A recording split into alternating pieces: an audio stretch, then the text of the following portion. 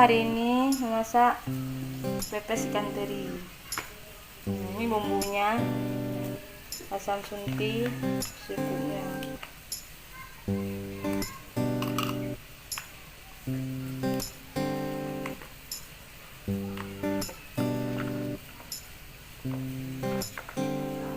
Bawang merah 5 bawang, kemiri 2, bawang putih sedikit, cabai rawit 10,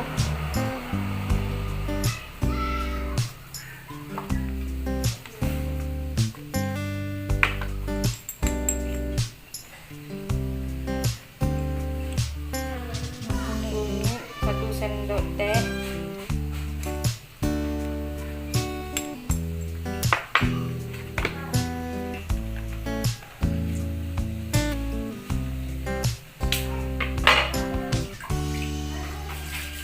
sekarang kita blender.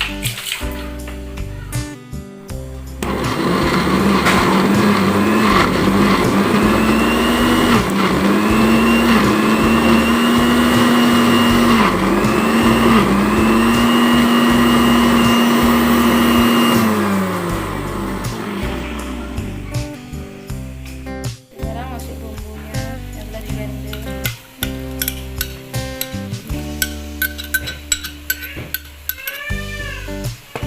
Aduk sampai merata.